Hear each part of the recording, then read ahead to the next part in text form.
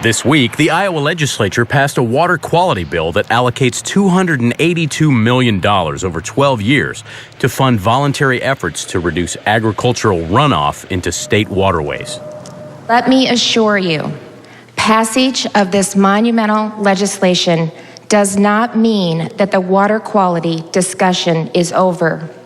Rather, it ignites the conversation to implement and scale practices that will continue to make an impact on water quality. In her first Condition of the State address since assuming the office last spring, Iowa Governor Kim Reynolds indicated her hope that water quality legislation would be the first bill she signs into law. But some in the governor's own party bristled at the measure, which cast aside previous bipartisan efforts. Senate File 512, in my opinion, lays water quality and the problems and solutions for water quality squarely at the feet of Iowa's farmers. That is a disservice to them. Proponents say Iowa's nutrient reduction strategy, implemented in 2013, is more comprehensive than most. But a 2015 federal lawsuit alleged farm tiling infrastructure in drainage districts upstream of the state's largest public water utility expedited high levels of nitrates into the capital city's primary drinking water source. Des Moines Water Works further alleged the increased nutrient levels made compliance with national standards a costly routine.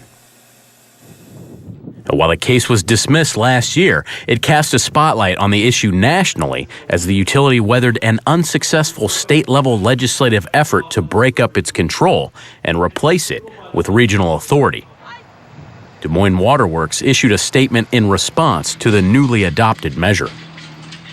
The legislation passed today diverts existing funds from other programs to fund a failed voluntary water quality approach, with no monitoring, goals, accountability of funds, or targeting of priority waters. Iowa's nutrient reduction strategy has failed to make a noticeable impact, and plowing more money into it isn't going to suddenly make it effective. We have work that we need to do. Iowa Secretary of Agriculture Bill Northey, who has worked to prevent stakeholders from being burdened by legal mandates to curb pollution, reacted to the bill's passage. This funding will allow the department to expand our investment in locally led water quality projects in targeted watersheds while also giving farmers and landowners statewide a chance to try practices focused on water quality. We will continue to offer innovative new approaches, such as the first-of-its-kind crop insurance incentive program aimed at increasing acres of cover crops. For Market to Market, I'm Josh.